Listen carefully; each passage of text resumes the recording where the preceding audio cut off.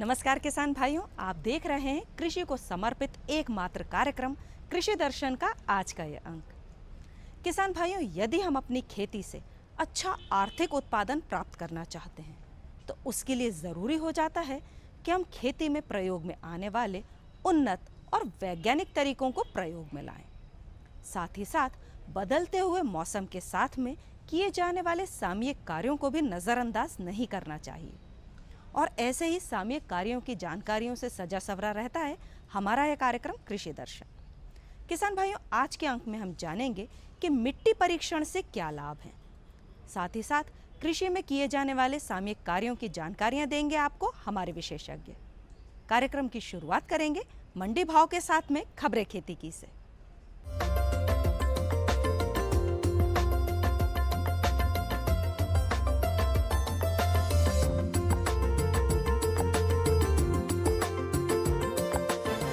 नमस्कार किसान भाइयों, खबरें खेती के में आपका स्वागत है। सबसे पहले नजर डालते हैं प्रमुख समाचारों पर। फसल नुकसान का मुआवजा शीघ्र मिलेगा, सूखे से निपटने के तरीके बताए जाएंगे।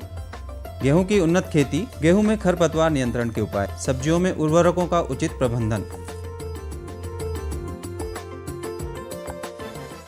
इस वर्ष अतिवृष्टि एवं सूखे के कारण खराब हुई फसलों का मुआवजा किसानों को शीघ्र वितरित किया जाएगा। इस साल किसी भी किसान को 2,000 रुपये से कम का मुआवजा नहीं दिया जाएगा।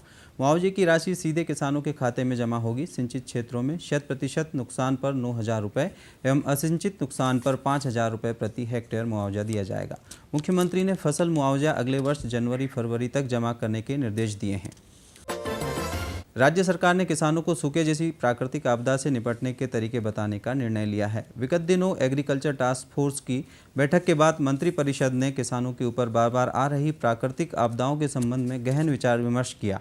सरकारी प्रवक्ता ने बताया कि किसानों की खेती से आत्मनिर्भरता कम करने के लिए उन्हें खेती के अलावा पशुपालन, डेयरी उद्योग, रेशम पालन, उद्यानिकी एवं खाद्य प्रसंस्करण अपनाने हेतु प्रेरित किया जाएगा। इसके लिए सभी विभाग समन्वय बनाकर किसानों को प्रशिक्षित करेंगे।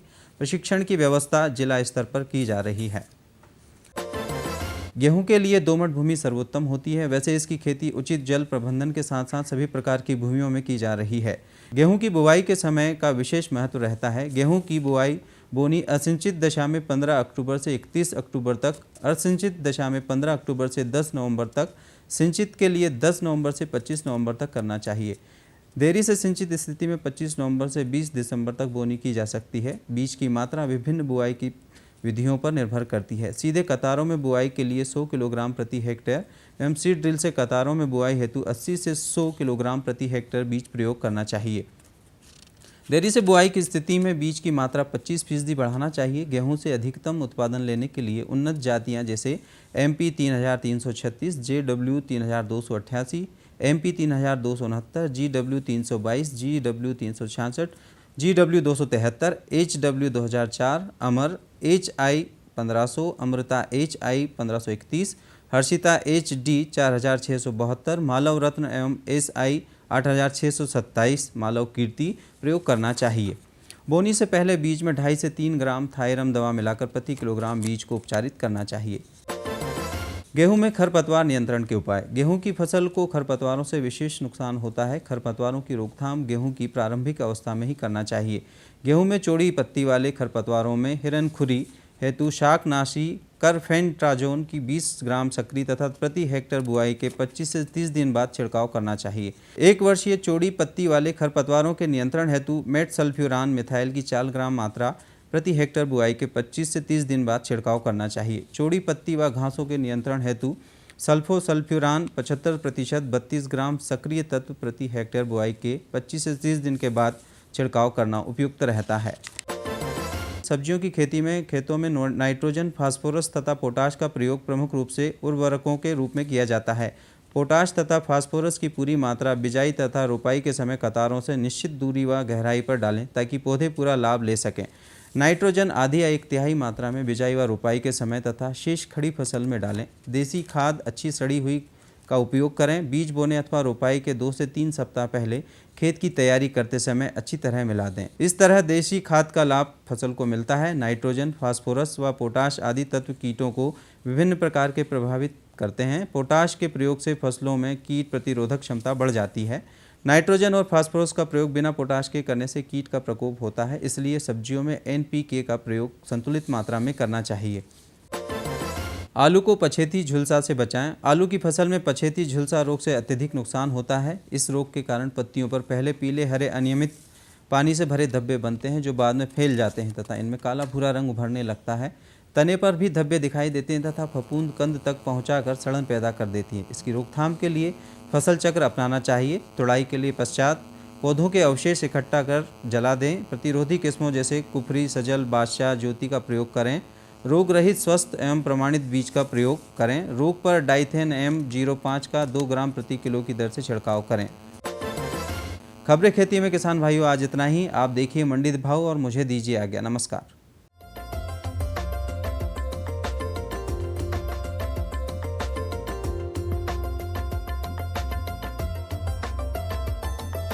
मध्य प्रदेश की विभिन्न मंडियों में भाव कुछ इस प्रकार रहे। सबसे पहले ज्वार। बैतूल मंडी में न्यूनतम भाव रहा 1100 रुपये प्रति क्विंटल और अधिकतम 1135 रुपये प्रति क्विंटल। बुरहानपुर में न्यूनतम भाव रहा 1179 रुपये प्रति क्विंटल और अधिकतम 1303 रुपये प्रति क्विंटल। खंडवा मंडी में न्यूनतम भाव रहा 1215 रुपये प्रति क्विंटल और अधिकतम 1482 रुपये प्रति क्विंटल। और खरगोन में न्यूनतम भाव रहा 1221 रुपये प्रति क्विंटल और अधिकतम 1264 रुपये प्रति क्विंटल। इसके बाद जानते हैं मक्का के भाव। आगर मंडी में न्यूनतम भाव रहा 1251 रुपये प्रति क्विंटल और अधिकतम 1400 रुपये प्रति क्विंटल।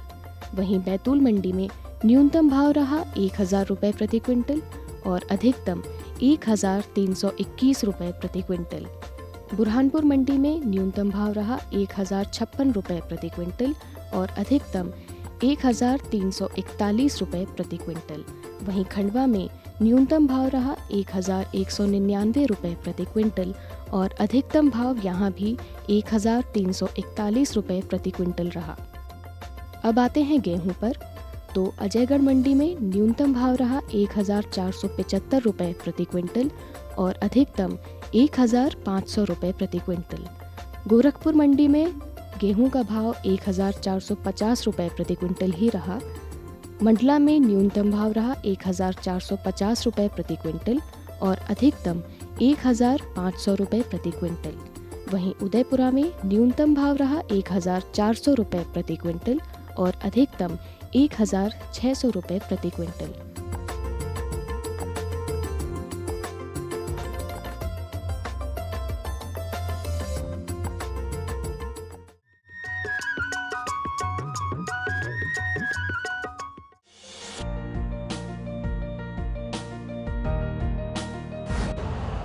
यूरिया का स्वदेशी उत्पादन 70 लाख टन बढ़ाने के लिए 6 उर्वरक संयंत्रों का उद्धार किया जा रहा है।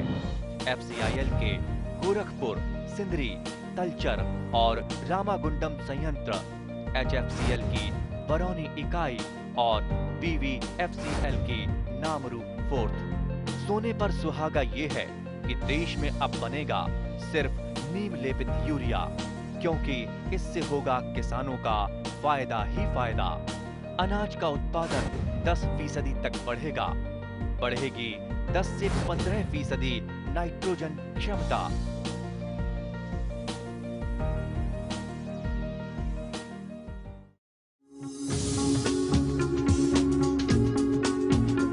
कश्मीर से केरल, अरुणाचल से गुजरात, कहानी जिंदगी की हो या खेती की हो बात, देश के हर रंग की बात राज्यों की। सोमवार से बुधवार शाम 5:20 पर डीडी किसान, बदलते भारत की शान।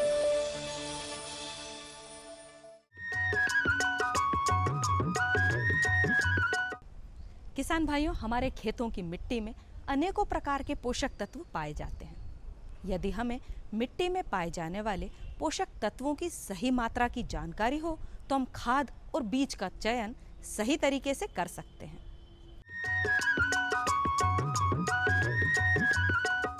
समेकित पोषक तत्व प्रबंधन की सबसे पहली शर्त ये है कि फसल चक्र जो किसान भाई लेते हैं, साल भर में 2 फसलें लेते हैं, उसमें एक फसल दलहनी हो, दूसरी फसल अनाज अथवा तिलहनी फसल होनी चाहिए। लगातार 2 दलहनी फसलें लेना ये गलत फसल चक्र है। इसके कारण मृदा स्वास्थ्य पे विपरीत असर पड़ता है। साथ ही पोषक तत्वों की उपलब्धता फसलों को समान रूप से नहीं हो पाती और विभिन्न प्रकार की बीमारियों का प्रकोप फसलों में होता है। इसलिए फसल चक्र सही रखना ये पहली शर्त है पोषक तत्व प्रबंधन की। इसके बाद हम बात करते हैं कि समेकित पोषक तत्व प्रबंधन के कौन कौन से घटक हैं जो किसान भाइयों को अपनाने चाहिए। तो समेकित पोषक तत्व प्रबंधन के मुख्य रूप से 3 घटक हैं जो किसान भाइयों को अपनाने चाहिए। पहला घटक है जैविक अथवा कार्बनिक खादें, जो किसान भाई बहुत ही कम अपने खेतों में आजकल उपयोग करते हैं, जिसकी मिट्टी के स्वास्थ्य को बनाए रखने में बहुत ही महत्वपूर्ण भूमिका है। मिट्टी का कड़ाकार, मिट्टी का गठन, मिट्टी में उपलब्ध सूक्ष्म जीवों की संख्या आदि तभी सुनिश्चित कर सकते हैं जब हम जैविक स्रोतों का उपयोग खेती में समान रूप से लगातार प्रत्येक फसल में करें। तो कार्बनिक खादों में जो मुख्य कार्बनिक खादें हैं इनके बारे में मैं आपको बताना चाहूँगा। इनमें 3 प्रकार की खादें आती हैं। पहला है भारी कार्बनिक खादें, जिसमें नाडेप कंपोस्ट, गोबर की खाद या FYM के नाम से जिसको हम जानते हैं, कुक्कुट खाद, biogas slurry, NADEP compost, pressmud compost, गाजर घास कंपोस्ट, फास्फोसल्फो नाइट्रो कंपोस्ट और हरी खादें, ये भारी खादों में वर्गीकृत की गई हैं। भारी खादें इसलिए इन्हें कहते हैं कि इनमें पोषक तत्व कम होता है, इसलिए इनकी मात्रा हमें खेत में अधिक मात्रा में देनी पड़ती है, इसलिए इन्हें भारी खादें कहते हैं। इसके बाद दूसरी खादें आती हैं खाद्य खलियाँ, जो तेल हम अपने दैनिक भोजन में ग्रहण करते हैं, उनकी खलियाँ हम खेतों में पोषक तत्व प्रबंधन के लिए कार्बनिक खादों के रूप में उपयोग कर सकते हैं। इसमें तमाम तेल हैं, जैसे सरसों की खली है, अलसी की खली है, तिल की खली है, राम तिल की खली है अथवा कुसुम की खली है। ये सारी खलियाँ हम अपने खेतों में पोषक तत्व प्रबंधन के रूप में उपयोग कर सकते हैं।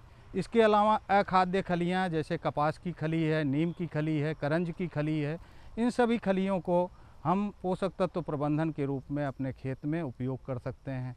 साथ ही तीसरा जो इसका कार्बनिक खाद का तीसरा जो घटक है वह है जीव जंतुओं की खादें।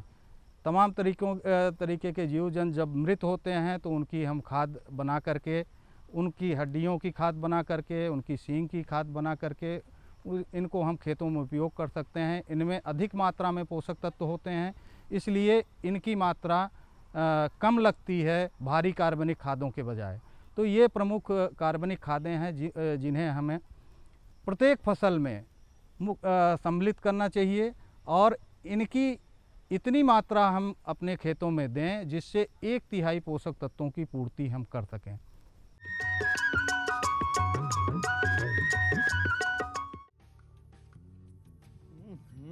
सब्जी में मसाला ज्यादा है। कितनी बार कहा है कि जितनी जरूरत हो बस उतना ही डाला करो। अरे मुझसे तो ऐसा कभी कभार होता है। और तुम जो हमेशा खेत में अनाप शनाप कीटनाशक डालते हो उसका क्या? ठीक ही तो कह रही है बहू। देख, खेत में उतनी ही दवा डाल जितनी जरूरत हो। याद रखो, कीटनाशक जहरीले होते हैं। डिब्बे पे लिखी सूचना के हिसाब से ही दवा डालनी चाहिए। पहले फेरोमोन ट्रैप, फ्लाइट ट्रैप, मित्र कीट, जैविक कीटनाशक आदि का इस्तेमाल करें। जरूरत पड़ने पर ही रासायनिक कीटनाशक का इस्तेमाल करें। छिड़काव सुबह या शाम दस्ताने, मास्क और पूरी आस्तीन वाले कपड़े पहनकर करें। हवा की दिशा में छिड़काव करते हुए पीछे जाएं। दवा के डिब्बे, छिड़काव यंत्र सुरक्षित जगह पर रखें। अब कुछ समझे क्या? हाँ, समझ गया मेरी रानी। अब ना करो नादानी। इसने पिला दिया ना तुझे पानी।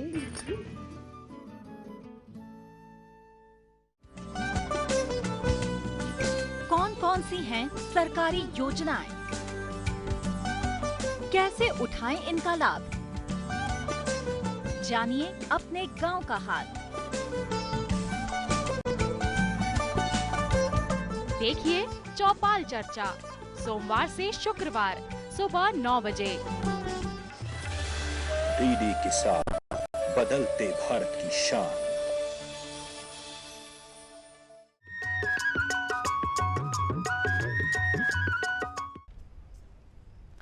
किसान भाइयों, कृषि में सामयिक कार्यों का अपना एक अलग ही महत्व है। यदि मौसम बदलने के साथ साथ सही समय पर और फसल की विभिन्न अवस्थाओं में सही प्रकार के सामयिक कार्यों को कर लिया जाए तो फसल तो अच्छी प्राप्त होती ही है, साथ ही साथ होने वाले नुकसानों से भी बचा जा सकता है। कृषि में ऐसे ही कुछ सामयिक कार्यों की जानकारियों से अवगत करवा रहे हैं आज आपको हमारे विशेषज्ञ। हमारे विशेषज्ञ हैं डॉक्टर A.K. त्रिपाठी, कृषि वैज्ञानिक, कृषि विज्ञान केंद्र सागर से।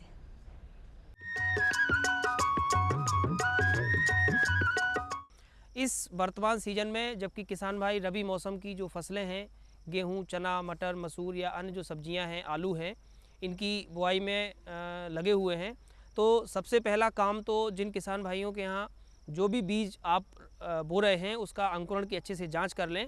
70% दलहनी फसलों में और अनाज वाली फसलों में या तिलहनी फसलों में 80 से 85% अंकुरण जिस अनाज का हो, बीज का हो, उसकी अपने को बोनी करना है। बोनी करने के पहले बीज उपचार के लिए किसी भी फफूंदनाशी दवा के द्वारा बीज उपचार करना अत्यंत आवश्यक है। बीजोपचार करने से बीज के अंदर और बीज के बाहर जो भी रोग के रोगाणु होते हैं वो फफूंदनाशी के द्वारा नष्ट हो जाते हैं, और जब नष्ट हो जाएंगे तो हमारी फसल प्रारंभिक अवस्था से ही सुरक्षित रहती है। इसलिए बीज उपचार करना अत्यंत आवश्यक है। साथ ही ऐसा देखा गया अनुसंधान के दौरान कि बीज उपचार करने से 8 से 10% तक बीजों का अंकुरण भी बढ़ जाता है। इसलिए थायरम और कार्बेंडाजिम, 2 ग्राम थायरम और 1 ग्राम कार्बेंडाजिम का मिश्रण बना लें और 3 ग्राम प्रति किलोग्राम बीज के हिसाब से सभी फसलों का बीजोपचार कर सकते हैं। इसी प्रकार से जो बाज़ार में मिश्रित फफूंदनाशी मिलते हैं जिनमें थायरम प्लस कार्बोक्सिन है या कार्बेंडाजिम प्लस मैनकोजेब है, इनके द्वारा भी आप बीजोपचार कर सकते हैं। साथ ही साथ जैविक फफूंदनाशी ट्राइकोडर्मा या स्यूडोमोनास, इनकी 8 से 10 ग्राम मात्रा प्रति किलोग्राम बीज के हिसाब से आप बीज का उपचार करके बोएंगे तो निश्चित रूप से बीज के अंदर या बाहर जो भी रोग के रोगाणु हैं वो नष्ट हो जाएंगे और आपका बीज बहुत बेहतर अंकुरण होगा। दूसरी बात ये, जिन क्षेत्रों में किसान भाई दलहनी फसलों को बोते हैं या आलू या अन्य सब्जियां बो रहे हैं, वहाँ पे भूमि में जो रहने वाले फफूंद हैं, स्क्लेरोशियम है, राइजोक्टोनिया है, फ्यूजेरियम है, उनके द्वारा समय समय पे हमारी फसल को ख़राब किया जाता है।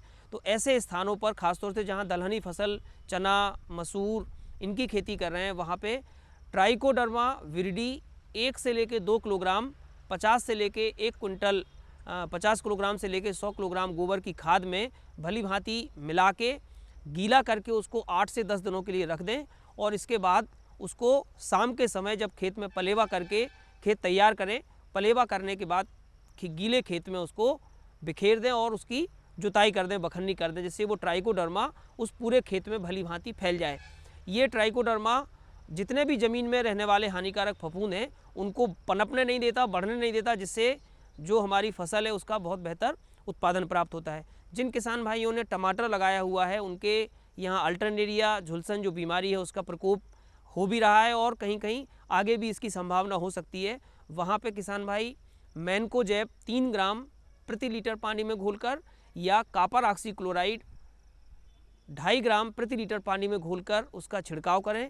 साथ ही साथ ट्राइकोडर्मा विरिडी जो हमने आपको बताया उसको गोबर की खाद में द्विगुणित करके मल्टीप्लाई करके पौधों के पास ज़मीन में डालें और सिंचाई कर दें, जिससे वो बीमारी आगे ना फैले। जिन किसान भाइयों ने बैगन लगाया हुआ है या मिर्च लगाई हुई है, बैगन में फोमोप्सिस ब्लाइट नामक एक बीमारी आती है। उस बीमारी में नीचे की तरफ से पौधा फल सड़ता है और बाद में पूरा का पूरा फल ख़राब हो जाता है, उसकी बाज़ार की मूल्य भी ख़राब होता है और अगर पूरा ज़्यादा प्रकोप होता है तो वो नष्ट हो जाता है। तो उससे बचाव के लिए आप कॉपर ऑक्सीक्लोराइड का, जैसे ही आपको एक पौधे में भी फल बीमार दिखे आप तुरंत उसको निकाल के उसको अलग करें और ऐसी फसल पर आप कॉपर ऑक्सीक्लोराइड 2.5 ग्राम प्रति लीटर पानी में घोल के उसका छिड़काव कर दें तो निश्चित रूप से आपको लाभ होगा। जिन किसान भाइयों ने अन्य सब्जियां लगाई हुई हैं, जैसे मिर्च है, मिर्च में लीफ कर्ल की प्रॉब्लम आती है, पत्ती मुड़ने की समस्या आती है, या कई बार जो फल है वो फल सड़ने की समस्या आती है, तो पहचान करके अगर फल सड़ने की समस्या आ रही है या धनिया लगाई हुई है, धनिया लगाने में मान लीजिए उसमें पाउडरी मिल्ड्यू आता है तो, या एंथ्रेक्नोज नामक बीमारी आती है, तो उसके लिए कार्बेंडाजिम 1 ग्राम प्रति लीटर पानी में घोल के उसका छिड़काव करें। आलू में, मिर्च में, टमाटर में जो पत्ती मुड़ने की समस्या आती है, लीफ कर्ल जो बीमारी होती है जिससे पौधा मोटा सा हो जाता है, छोटा रह जाता है, उसकी पत्तियां मुड़ जाती हैं और पौधे का विकास रुक जाता है। ये बीमारी मूलतः रस चूसक कीटों के द्वारा फैलती है। तो रस चूसक कीटों की पहचान करके, अगर माहू के द्वारा हो रहा है या सफ़ेद मक्खी के द्वारा हो रहा है, इसकी पहचान करके उसके लिए रस चूसक कीड़ों की जो नियंत्रण के लिए जो कीटनाशी हैं उनका छिड़काव करें। साथ ही जब छिड़काव करें तो प्रत्येक छिड़काव के साथ 2 ग्राम घुलनशील सल्फर या 1 मिलीलीटर सल्फेक्स मिला के प्रति लीटर पानी के हिसाब से मिला के उसका छिड़काव करें। जो रोगग्रस्त पौधे हैं सर्वप्रथम उन पौधों को खेत से उखाड़ कर अलग करें, ज़मीन में गाड़कर उनको नष्ट करें और तत्पश्चात जो है उस खेत में फिर दवा का छिड़काव करें। इस प्रकार से अगर हम सब्जियों में सतत निगरानी रखेंगे तो निश्चित तौर पे समस्या नहीं आती है। चने में और मसूर में जो उकटा की भी समस्या आती है उसके लिए उकटा निरोधी किस्मों का उपयोग करें। बीजोपचार करें, जो हमने पहले बताया आपको। भूमि उपचार के लिए ट्राइकोडर्मा या स्यूडोमोनास उसके द्वारा उपचार करें। पलेवा लगाकर ही चना या मसूर की बोनी करें जिसमें पर्याप्त नमी खेत में रहे। और फूल आने के पहले सिंचाई ना करें, जैसे ही फूल आना प्रारंभ हो उस समय तत्काल सिंचाई करें, जिससे उकटा की समस्या नहीं आएगी। जो दूसरी जो सबसे खतरनाक बीमारी चने में लगती है वो है राइजोक्टोनिया रूट रॉट। उस बीमारी का खड़ी फसल में कोई नियंत्रण नहीं है, उसके लिए सावधानी बहुत ज़रूरी है, जो हमने पूर्व में बताई आपको सावधानी। साथ ही साथ जब फूल आने के पहले खेत में अगर नमी की कमी हो तो उस समय सिंचाई करें, अथवा उस समय नमी की कमी नहीं है तो जब उसमें फूल के बाद फलियां लगने लगें, फलियां लगते समय उसमें सिंचाई करें, जिससे अगर पूरा खेत सूख जाएगा और फिर अगर हम सिंचाई कर देंगे तो राइजोक्टोनिया के लिए वो फेवरेबल कंडीशन होती है। उन कंडीशन में राइजोक्टोनिया बहुत ज़्यादा लगता है, तो उससे बचाव करने के लिए आप उपाय करें। जो उकटा निरोधी किस्में हैं, जवाहर चना 63, जवाहर चना 11, जवाहर चना 16, जवाहर चना 130, इन किस्मों का आप उपयोग करें तो निश्चित रूप से आपको चना, मटर, मसूर इन सब की आपको कोई दिक्कत इनमें बीमारियों की नहीं आएगी। मसूर में माहू नामक कीट का प्रकोप खड़ी फसल में होता है।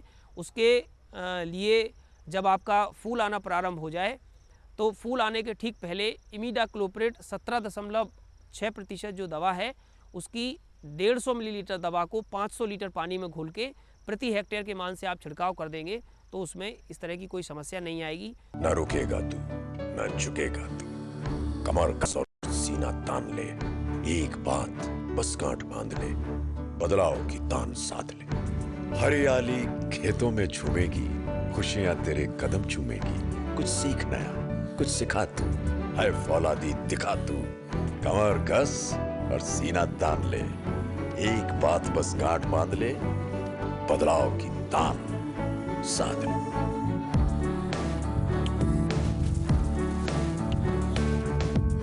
दूरदर्शन किसान, छेड़ो बातें बदलाव की। पशु नहीं अभिमान है, किसान भाई की शान है, आय का है माध्यम, परिवार का सम्मान है। पशुपालन पर आधारित विशेष प्रोग्राम हमारा पशुधन, गुरुवार और शुक्रवार शाम 5:30 पर। डीडी किसान, बदलते भारत की शान। मुद्दा 1।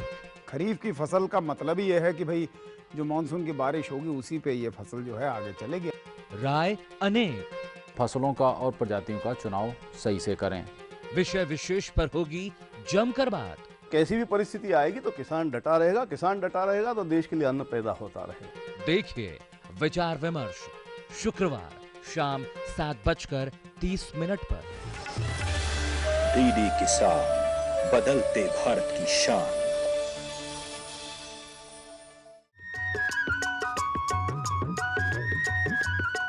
किसान भाइयों, हम आशा करते हैं कि आज के अंक के माध्यम से दी गई जानकारियों से निश्चित तौर पर आप लाभान्वित होंगे। फिर भी यदि किसी किसान भाई के मन में कोई प्रश्न या जिज्ञासा है या फिर कोई किसान भाई अपनी सफलता की कहानी हम तक पहुंचाना चाहे तो पत्राचार करना ना भूलिएगा। पत्राचार करने के लिए हमारा पता नोट कर लीजिए। हमारा पता है कार्यक्रम कृषि दर्शन, द्वारा निदेशक, कमरा number 4, Doordarshan Kendra, Shyamla hills, Bhopal. Pin code है 462013। किसान भाइयों, आज के अंक में बस इतना ही। अगले अंक में फिर होगी मुलाकात कुछ अन्य कृषि संबंधित जानकारियों के साथ। तब तक के लिए मैं पूर्वा आपसे आज्ञा चाहती हूँ। नमस्कार।